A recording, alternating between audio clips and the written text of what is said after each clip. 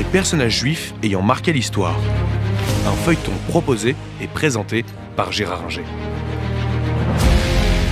Bonjour. Nous avons vu la dernière fois que Golda Meir devenait première ministre d'Israël en septembre 1969.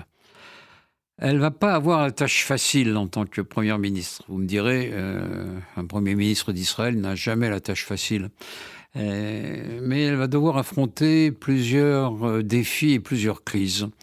Le premier défi, c'est le refus des pays arabes d'admettre leur défaite. On voit que à Khartoum, en septembre 1967, les pays arabes refusent tous la reconnaissance d'Israël, la négociation avec Israël et la paix. C'est le triple non de Khartoum. Tous les pays arabes refusent la moindre discussion avec Israël. C'est pas une surprise, mais en même temps, Golda Meir a raison de dire discuter, faire la paix, remettre les territoires, mais on n'a pas avec qui discuter. Et sur ce point, elle avait parfaitement raison. En 1969, pas plus qu'en 1967, il n'y avait de discussion possible avec les pays arabes, quels qu'ils soient. Et donc, il fallait gérer et administrer des territoires qui comprenaient le Sinaï, la Cisjordanie et le Golan, ce qui n'était pas évident. Israël, d'ailleurs, ne savait pas trop à l'époque comment faire. Il y a eu des élections municipales, mais on n'allait pas plus loin et il n'y avait pas de discussion possible avec qui que ce soit. Elle va avoir affaire non seulement à ce défi important, mais à des événements compliqués. En 1970, c'est la mort de Nasser.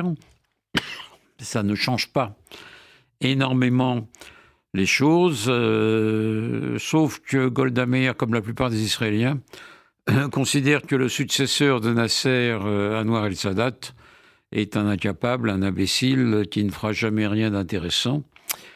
Et c'est une erreur qui coûtera cher à Israël quelques années plus tard, d'autant qu'on ne voit pas que Sadat manœuvre intelligemment. Dès 1971, il se sépare des conseillers soviétiques qui entouraient Gamal Abdel Nasser et il pratique un revirement d'alliance en se rapprochant considérablement des États-Unis. Pendant ce temps-là, sur le front du canal de Suez, les relations sont plus que tendues avec l'Égypte. C'est ce qu'on appelle la guerre d'usure. Et on échange des tirs par-dessus le canal.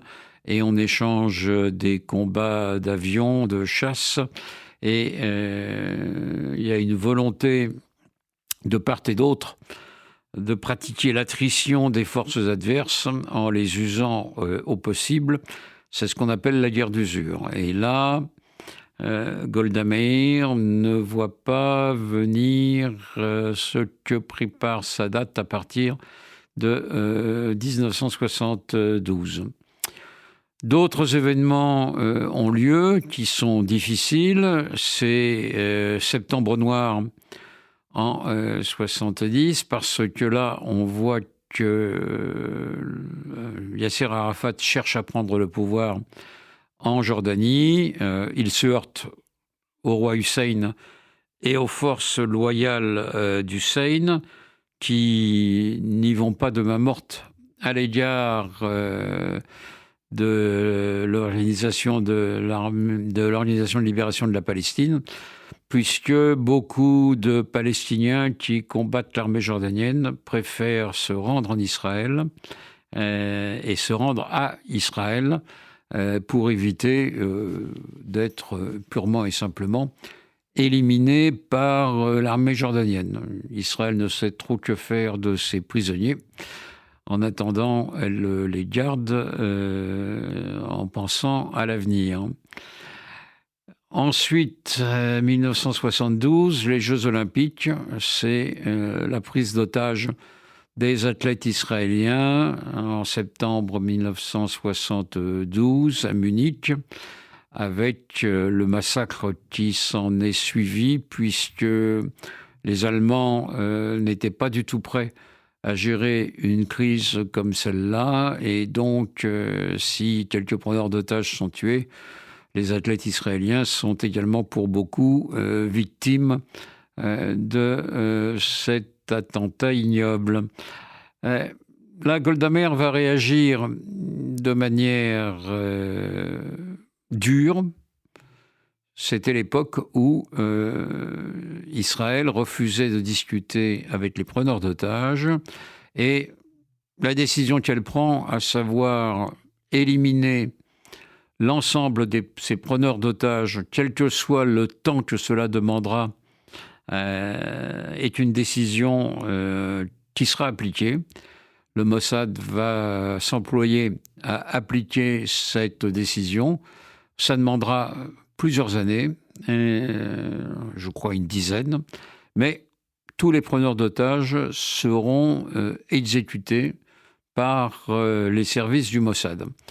Ça ne suffira pas à empêcher les prises d'otages ultérieures, mais ça montre en tout cas la volonté et la détermination de Golda Meir et celle d'Israël de ne céder en rien et de ne pas commencer à céder aux preneurs d'otages. La doctrine sera appliquée pendant un temps, mais ensuite elle changera. On sait que, par exemple, quand Gilad Shalit sera fait prisonnier dans les années 2000, il sera finalement échangé contre 1000 prisonniers palestiniens. Donc, une politique dure et ferme, mais cette politique va se heurter à une action intelligente de Sadat qui n'était absolument pas prévue. Ce sera la guerre du Kippour.